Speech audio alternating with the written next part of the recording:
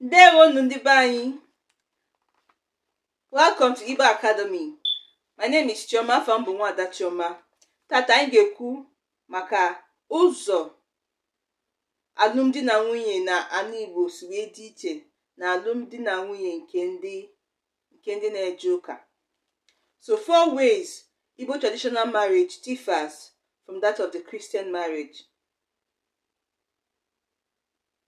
So between our traditional marriage in the Igbo system and the Christian marriage, there are some differences.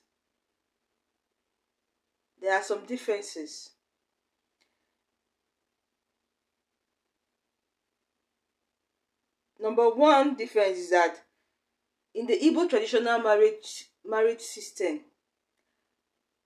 marriage is not for better for worse.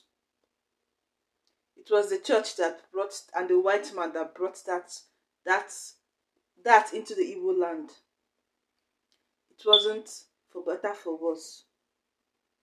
Then, if a woman gets married and a young lady gets married and she doesn't want to marry the husband again, she can just go back to her father's house and tell her father, I don't want to marry this my husband again. Please call these people to come and collect the bride price.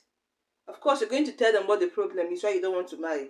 And it's not even by force. Even if you don't have any issue, you just don't want to marry again. You can just say you don't want to marry again. Your husband can come and collect his bride price, and that's the end of the marriage. Marriage is not by force. Number 2. In the Igbo traditional marriage system, people can interfere in your marriage. In that of the church, the Christianity, they'll tell you it's one man, one wife. Nobody should come in between what God has joined together. Nobody should come in between you and things like that. I should be between you and your husband. If you have issues, you settle it between yourselves. But Igbo traditional marriage system is not like that. If a lady should have an issue with her husband, she can go and report. She can go and discuss it with the mother-in-law. That's the mother of the husband. If the husband's mother is siding the husband or is not seeing reasons with her why on the issue she has, she can go and tell her own mother or her own parents. She can tell the parents of the man first. And if the man is not listening, the husband is not listening to his parents, she can go and tell her own parents. If her parents talk to the man and he's not listening, to the husband and he's not listening, they can call their umunna. That's the father's brothers and sisters, the father's brothers, that's umunna. And together, the father's kinsmen, and together they can call the husband and talk to him. And if he's not responding, they can call the umuada. Umuada are the females from the husband's family. You can call them and tell them that you have an issue. They've all gone to their husband's houses. You can call them together. You have a meeting. Oh, look at this your brother is doing this and I don't like it. You people should talk to him. And if he doesn't listen to them, by the time you go through all these processes, if it's someone that is sane enough, if the issue is not that deep, the problem you have will be solved.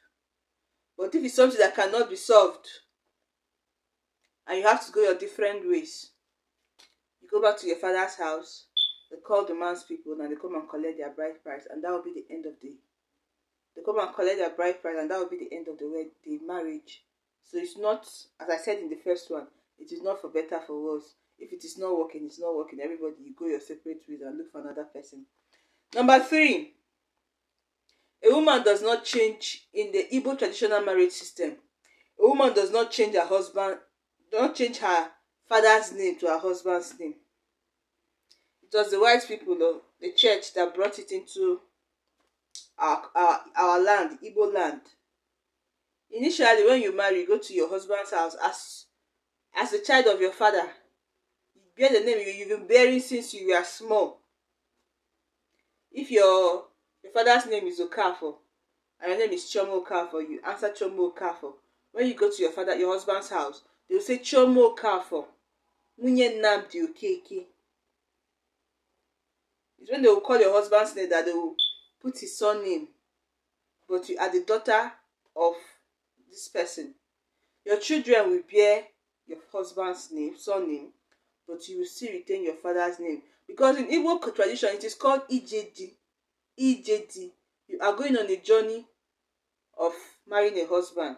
You're going to make his family increase. You're going to increase and help to increase and build his family. You're going to for a journey to another family. He's not buying you. You're not his slave. Then the fourth one is that in Igbo traditional system, a man can marry more than one wife. But in Christianity, it is monogamy, one man, one wife. But in the Igbo traditional system, it is not like that. You can marry as many wives as you can. In Islam, you can marry 4, provided you can take care of them. But in Igbo traditional, you can marry as many as you have, as you can. You can take care of as many as you can. If you can marry 20 self, you can marry. It depends on how you live with them, if they live in peace. Because if they're not living in peace, if they are always fighting, some of them will go back to their father's house and go look for another husband. So your wife should be reducing. So if you know you can't take care of them, you can't handle such number of women, it's better you stop getting married. So that's it.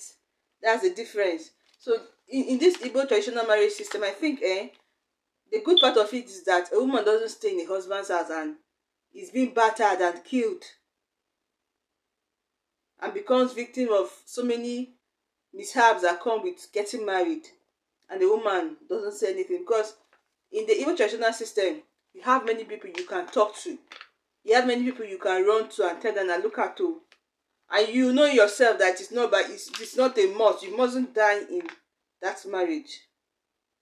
So these are the 4 differences that I can think of now between the Igbo traditional marriage and the Christian marriage. Thank you so much, and please don't forget to subscribe.